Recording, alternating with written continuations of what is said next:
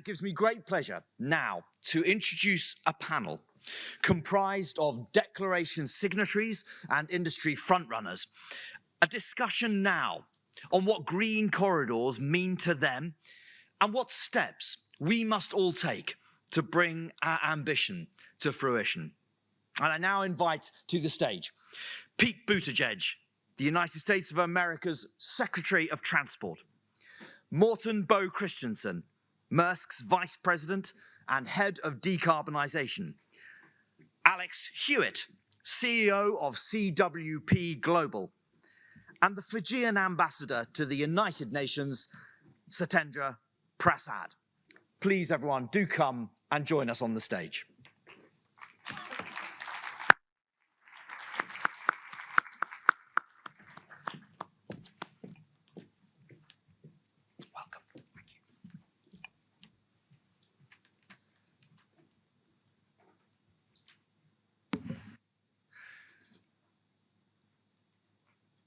Welcome, everybody, and thank you very much for joining our panel today. I'll start my questions, if I may, with Secretary Buttigieg. May I ask you, Mr. Secretary, how do you see the role of green corridors within the wider maritime decarbonisation landscape? Well, first, thank you, Minister Courts, and thank you to everyone who's helped us to get to this moment. The signatories, the leaders, both public and private, who've joined this effort, the excellent knowledge work and research that we just saw a sample of, and my own teams at the Department's Office of International Affairs and the U.S. Maritime Administration and the Office of the Special Envoy for Climate Change. We all know the challenge before us, which is that maritime GHG emissions play such a significant role in climate change, and measures taken to date have not yet been enough to stop their growth.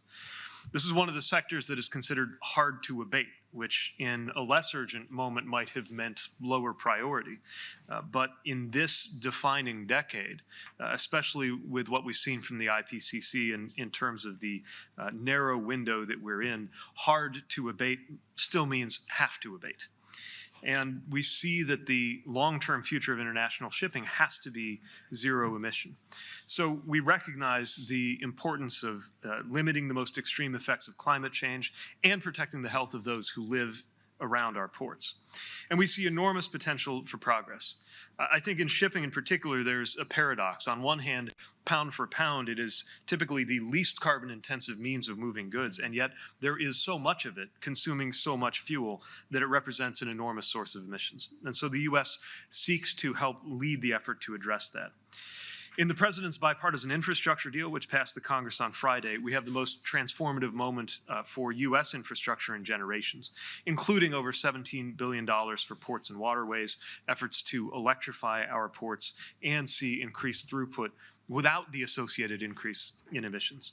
And these investments are going to complement the progress of our Maritime Environmental and Technical Assistance Program, working with other government partners, industry, and academia. One of the most important tools that the world has in this moment is the International Maritime Organization. But in the context of the climate crisis, its current level of climate ambition must go further. That's why the U.S. is pressing for the IMO to adopt a goal of zero emissions from international shipping by 2050, along with a set of actions and standards to get us there. And we've co-sponsored a submission to the IMO calling for an acceleration of the GHG strategy, which brings us to the central role of green shipping corridors, or zero-emission maritime routes between two or more ports. Today, with the Clydebank Declaration, the signatories mark a big step forward for green shipping corridors and collective action to combat climate change. And with so many such efforts, it is going to require so many parties to act in both a coordinated and an ambitious fashion, which is what the Clydebank Declaration does. And that is why the U.S. is proud to join the Clydebank Declaration today. Our ports, if you'll forgive the metaphor, can be an anchor point for clean transportation systems. The establishment of these corridors, as provided for by the Declaration, creates the space for green shipping initiatives, investments, policies, technology, and training to come together. And the U.S. is determined not simply to sign the declaration, but to help right away in operationalizing it through our Quad Shipping Task Force that we're pleased to participate in. We're working toward establishing at least 2 low and zero emission shipping corridors for Quad countries in the Indo-Pacific. And today, the Quad Task Force members agreed to terms of reference for our joint work, which is in alignment with the work that we're celebrating here. The task force is also bringing on board an inaugural port from each country. And we believe initiatives like this will help the vision of the Clyde Bank Declaration come to fruition. Ultimately, our respective peoples are counting on us to confront the challenge in front of us with an unprecedented level of ambition and coordination, and this, we believe, is an enormous step. And if I could just close by acknowledging the eyes that are upon us from a new generation, which is candidly skeptical of the capacity of politics, of business, of any of the political and economic systems of the world to meet this moment. I think the legitimacy of political action itself is on the line. And yet the coordination that we see here, I think, demonstrates that the pathway is in front of us if we are ambitious enough to follow where that pathway leads. So again, thank you for the leadership that has brought us together, and we are proud to be among you at the table working toward these ambitious goals. Secretary Buttigieg, thank you very much for those inspiring comments and for your participation in our panel and in this initiative today. I'll turn next to Maersk, if I may. Maersk are a first mover in the decarbonisation of shipping, having recently announced investments in green methanol for shipping.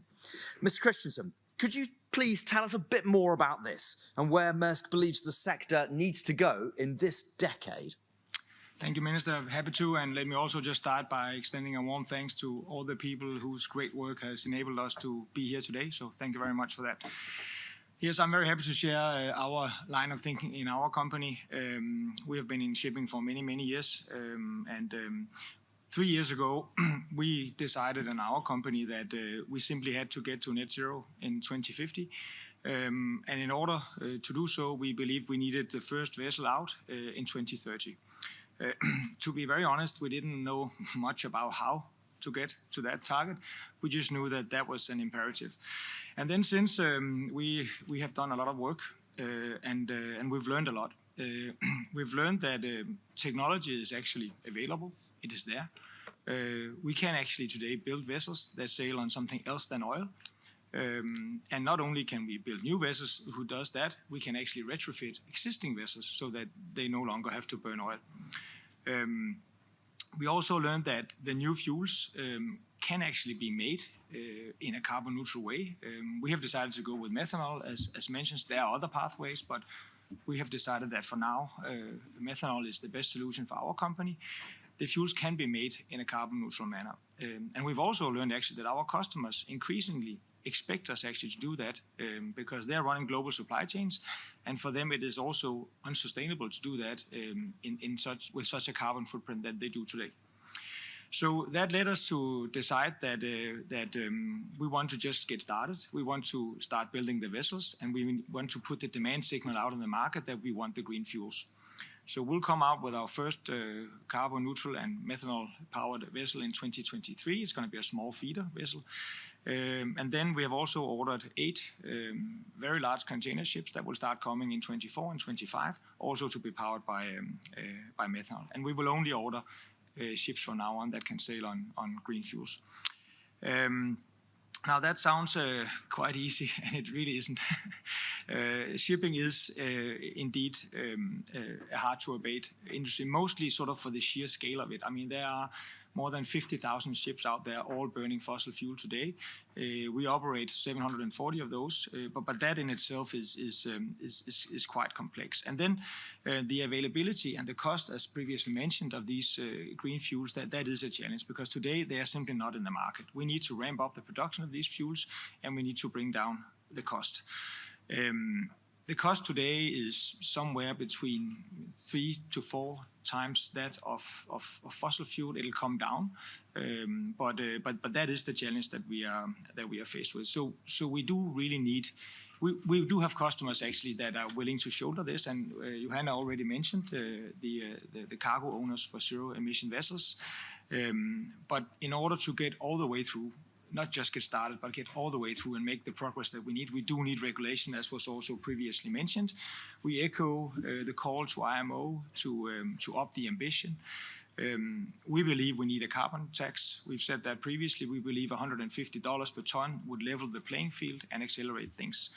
But these things take time, and therefore we are so happy to see this Green Corridor initiative, because it provides a platform where everyone can lean in as operators and actually collaborate with others for the infrastructure and so on. It provides a sandbox for regulators, and it really allows us to get going. So we really appreciate that. As to where the sector needs to be this decade, I think it needs to be in a very different place than it is today. We are on the wrong trajectory right now. Emissions are going up. We need to significantly reduce. So we need to get demand signals out there. We need to scale production of green fuels. We also need to work on efficiencies. We need to do all of the above, because we are simply on a trajectory that is unsustainable for the future. So we need to get on with it. And we are happy to do our part, and we are very, very happy to see that others are as well. And these green corridors are part of the solution here to get acceleration into this and get us going. So we are very happy to be part of this, and we look forward to see this develop into not just 2, but many, many more green corridors. And with that, I want to thank you for the time. Thanks. Thank you very much indeed, and thank you also to yourself and to Maersk for that sector leadership that you've told us about today. May I turn now to Johanna Christensen from the GMF. Now, Johanna, it's clear there has been growing momentum behind maritime decarbonisation, as we've just heard from industry. GMF, of course, has played an important role in building this momentum, not least through the Getting to Zero coalition. But what are industry asking for, and where do green corridors fit in? Yeah, so thank you, Minister Courts. Well, so the Getting to Zero Coalition is an alliance of 150 or so stakeholders that, much like Maersk, are looking to see how can we bring zero-emission vessels to the market and operating on the deep seas within this decade. And I would say that many of those stakeholders that are involved, they are perhaps 1 or 2 steps behind Maersk, but they are looking eagerly towards that leadership that Maersk has been providing, and are developing their own strategies and making their own commitments and taking actions. It's a coalition of stakeholders that is not joining only the ship owners and operators, but the fuel producers, the cargo owners, or cargo interests, I should say, the engine manufacturers, the financial institutions that need to be part of financing this transition, etc. So it's a full value chain approach to making this transition possible. Over the past year, a subset of these members of the Getting to Zero Coalition have been working together on a call to action for shipping decarbonization. And in fact, they echo some of the points that have been made by Morten, by Pete, by yourself over these past few minutes.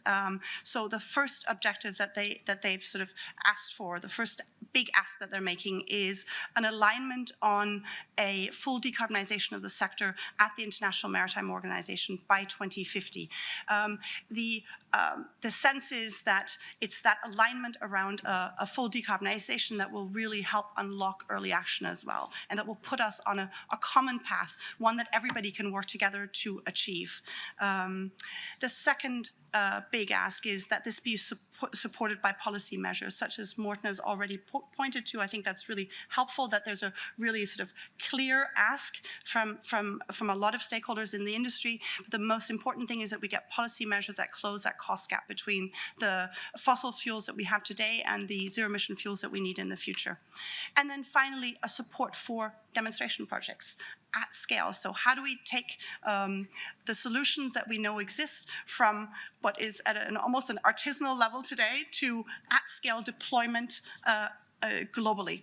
And here, this is really where we see the green corridors as being so critical, and why we're so pleased that the UK government has taken the leadership in establishing this climate declaration and getting so many countries to work together on establishing green corridors, because it will be absolutely critical to bringing the solutions, deploy them at scale, test and deploy them at scale, and sort of start having these rings in the water spreading globally, which we really think green corridors can play a key role in.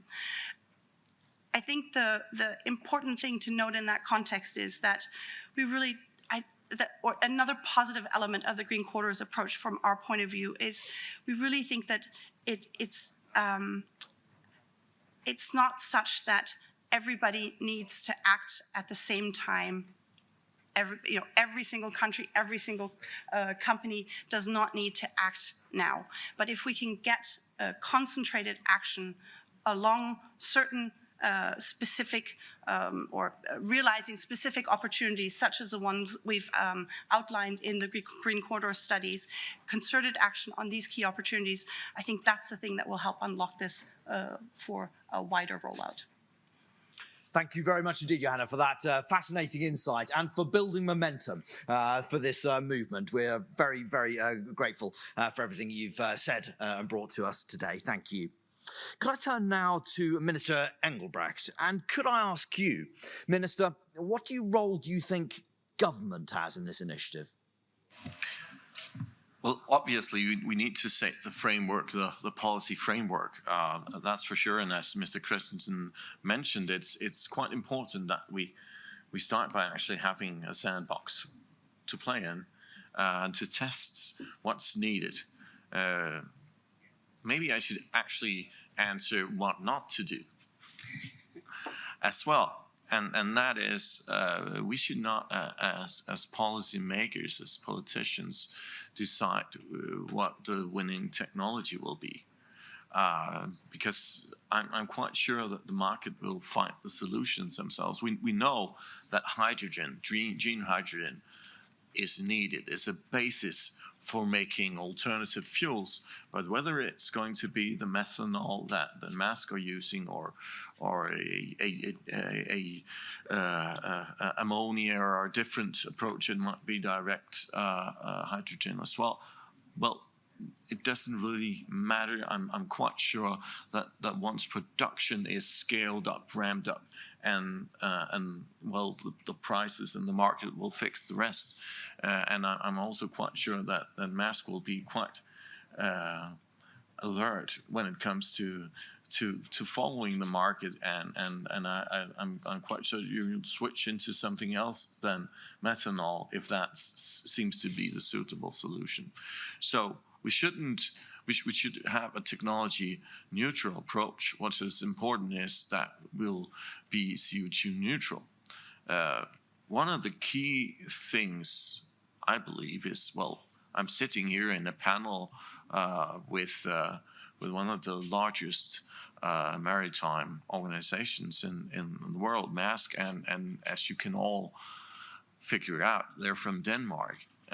And I think one of the reasons why we see progressive companies and progressive industries in Denmark is the general approach from the Danish government, and that's our climate partnerships. We actually approached our industries across the sectors and asked them to come up with solutions. Actually, the CEO of Maersk, Mr. Søren Skov, was the chairman of the climate partnership of the maritime sector in Denmark. That is literally a very big task to take upon you when you're a CEO of a company the size of Maersk, and we're very grateful that he did.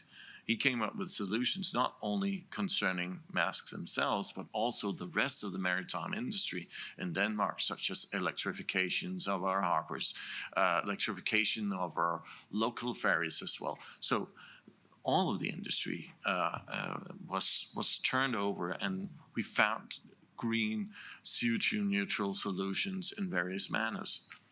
And this way of organizing our approach to make sure that the industry is a part of the solutions, the proposals, and actually sit at the table together with the government and the policymakers. I believe that is one of the key ways of making sure that you actually come up with solutions that are groundbreaking and innovative.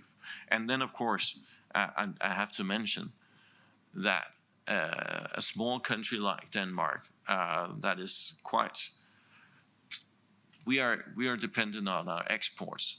And of course we know that if we can be groundbreaking at some of the green solutions, well, it does add jobs to our industries as well. So that's a benefit that is being one of the leaders in that perspective. So a lot of things that we can do. But I think the most important is that we need to be ready for action, and of course, partner up with a solution like this one, and be ready to make the necessary policy decisions that makes us that makes it possible for us to come up with these solutions in actual manners. And as I said, we are proud that Maersk is a Danish company and is a leader in the green transition. Thank you. Minister, thank you very much for your thoughts and for reminding us not only of what we should do, but of what we we ought not to do, and for reminding us as well of the importance of the market, enabling the market, and of the partnership between industry and government, which are very helpful thoughts indeed. Thank you. May I turn now to Alex Hewitt, the CEO of CWP Global. Well, of course, it's hoped that green corridors will scale demand for alternative fuels and for zero-emission propulsion technology. How do you see the availability of zero-emission fuels for shipping developing over this decade? Thank you, Minister Courts. Yes, we've all got a huge job ahead of us, and we as an energy company, it's our mission to get the fuels on time. But I think a couple of things I'd like to just point out is scale and lead time, huge in both respects.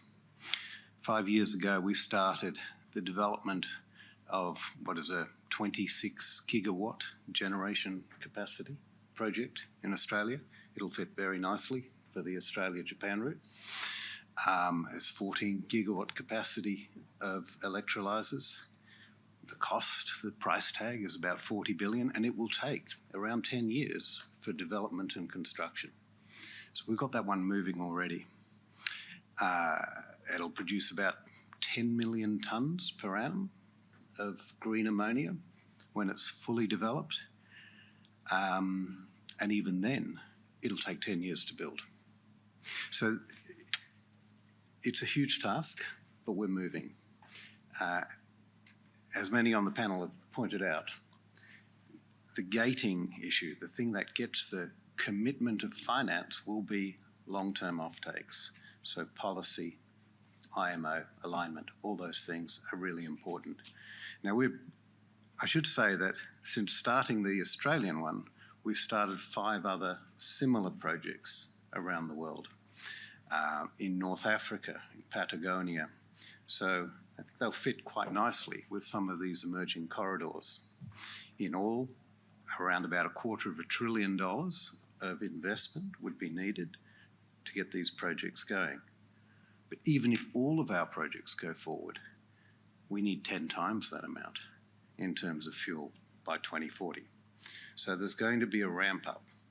Now, to cut to the chase, I think from our projects, we'll be aiming at around 3 million tonnes per annum by 28, 29, providing the long-term offtake visibility starts to become visible in the next 2 years. So we'll finance, it'll take another 1.5 years to finance, and then another 3 or 4 years to construct. So coming back, 28, 29, about 3 million tonnes per annum of green ammonia. Now, we can flip into methanol as well. You know, green hydrogen can go into different directions. The key is the cost of energy So our mission, our target has been to find the very cheapest renewable energy in the world where you can do it at scale. It's that simple. And most of our sites, when you look at them, look very similar. They're large desert areas. You go to Mauritania and Morocco. Actually, Patagonia is an exception. The wind is just so strong and it blows all the time down there. We haven't got any sun down there, but it still works. One of the few exceptions. Last week here at COP, we signed the next phase of the project in Mauritania. 30 gigawatt project, very similar size. It will be staged. It's going to need a huge amount of investment and effort.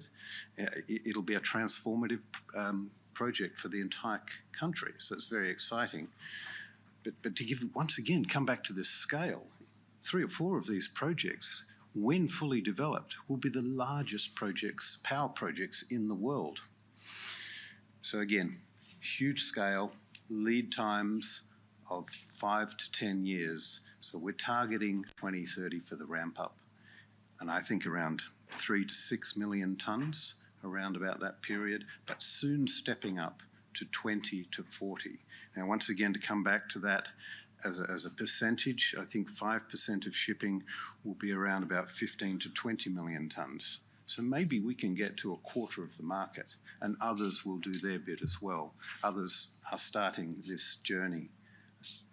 But there are going to be a lot of these super-sized renewable energy hubs driving green methanol or green hydrogen, green ammonia. Ammonia, of course, is probably the easiest one to move around and transport.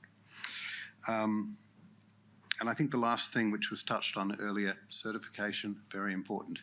We've got to know it's green. So there are a few initiatives there that have started, and I notice I'm out of time, so thank you.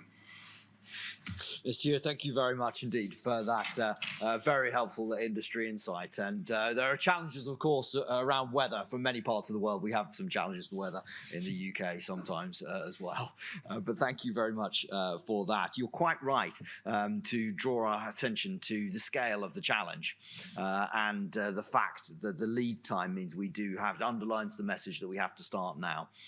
And I'd like next, if I may, to just dwell not only on the challenge, but also on the opportunities, and to go to Ambassador Prasad to consider what opportunities there might be for green corridors for developing countries, and what role green corridors might play for states that are reliant upon maritime transport. Ambassador. Thank you, Minister Coates. So I'm from Fiji. Fiji is a country of 110 islands that are inhabited, stretched across 1.4 million square miles of the Pacific Ocean. If we stretch the Pacific Ocean to all the small island states of the Pacific Ocean, that's about 20 million square miles of the surface of the planet. And if we include Australia and New Zealand, our friend and our family and neighbors, then that's 40 million square miles of the surface of the planet, something like a fifth of the surface of the planet. The world trades on this blue Pacific. 60% of the tuna that is consumed is shipped across this blue Pacific. 60 to 70% of the global tourism, cruise-based tourism, is across this. So the potential is just vast, and the contribution that the shipping sector can make to 1.5 is so substantial.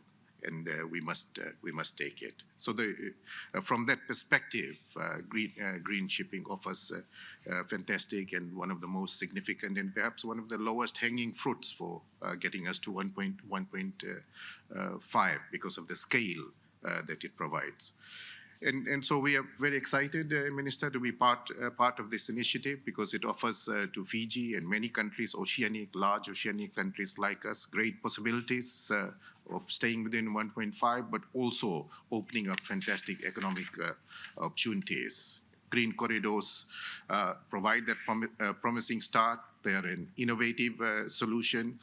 They offer technology, connectivity, new modes of transport, but as well as they expand the possibilities for trade as I had said, in tuna, in tourism, and not necessarily only in the cargo sector. Fiji is at the hub of the South Pacific, almost like the center of the South Pacific. And I'm not saying that to promote our tourism, but that I'm doing as well.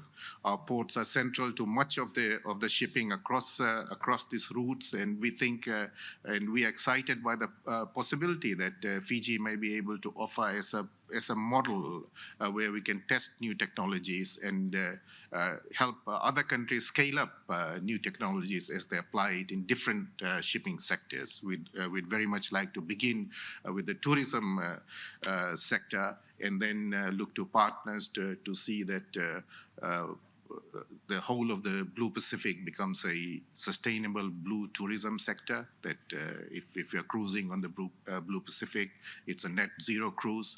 And we would also like to be in much shorter time, that if you're consuming a tuna from the Blue Pacific, it is a net zero tuna, and that the commitments by the industry are proportionate.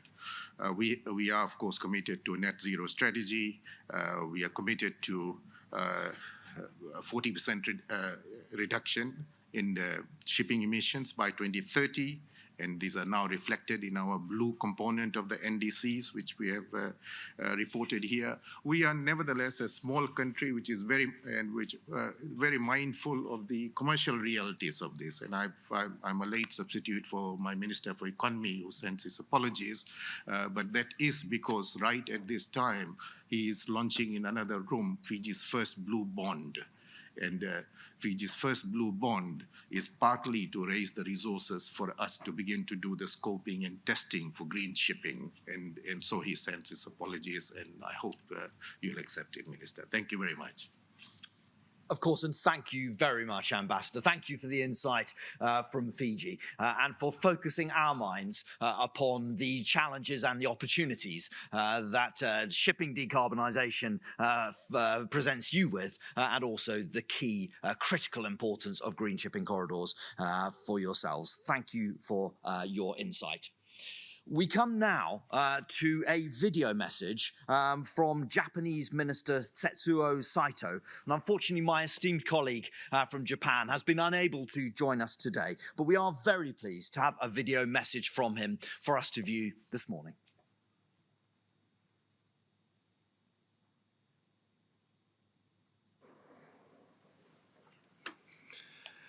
各国大臣閣下、貴賓代表団の皆様、並びにご出席の皆様、最初にグラント・シャップス運輸大臣、およびロバート・コーツ海事大臣、並びにそのチームに対し、COP26 運輸の日、および本海事イベントの主催について感謝申し上げます。本日は残念ながらグラスゴーの会場で皆様にお会いできませんが、ビデオメッセージで参加の機会を得たことを光栄に思います。国際海運から排出される二酸化炭素は世界の約 2.1% を占め、その削減対策は京都議定書に基づいて国際海事機関 IMO において一元的に講じられることになっています。IMO においては2018年に温室効果ガス排出削減戦略を採択し、2050年の排出削減の野心的レベルを2008年の排出量と比較して 50% 以上削減すると合意しています。しかしながら、パリ協定の目標に整合するためには、2050年には温室効果ガス排出のネットゼロを達成することが必須であり、削減努力を一層加速しなければなりません。このため、私は日本の外交省船隊からの温室効果ガス排出について、2050年までにネットゼロにすることをまず日本国の目標として先月公表しました。またこの目標を達成するため政府として350億円の支援枠を用意し、脱炭素燃料として期待される水素やアンモニアを燃料とする船舶の技術開発、運航実証プロジェクトを開始しました。さらに COP26 運輸の日の主催国である英国をはじめとする有志国と共同で IMO に対して国際海運の2050年ネットゼロを世界共通の目標とする旨提案したところです。クライドバンク宣言によるグリーン海運回廊プロジェクトは先に述べた我が国の取り組みと諸盟国による同様の取り組みとの連携を強め、相乗効果を生み出すことが期待されます。このプロジェクトを通じて、我々は海運の脱炭素化に向けた強い意志を示し、関係者のコミットメントと投資を呼び込むことができます。さらに、ゼロエミッション船の技術開発・運航を世界に先駆けて取り組むことで、2050年ネットゼロを達成するための道筋を世界に示してまいります。私はこの宣言に署名することを光栄に思います。本イベントが実り多いものとなることを記念して、私の発言を締めくくります。ありがとうございました。And thank you, Minister Saito, for your message and for those very encouraging sentiments. We are honoured to count Japan among the Clydebank Declaration's founding signatories. Well, with our time this morning drawing to a close, I would also like to thank our panellists, Minister Engelbrecht from Denmark, the Ambassador from Fiji, Secretary Buttigieg from the United States, Morten Bo Christensen from Maersk, and Alex Hewitt from CWP Global. Your thoughtful responses with views from around the world and across the value chain have given us plenty to reflect and build upon. We clearly have a great deal of work ahead of us, but as of day one, I think we can say that we're all off to a very promising start. And a tremendous thank you as well to Johanna Christensen, Faustine de la Salle, and the entire Global Maritime Forum for the next wave, this foundational study, and subsequent waves that will doubtlessly follow, will guide our collective effort and to ensure that the momentum that we generate today remains at high tide, clear through the middle of the decade. Thank you very much indeed to our panel.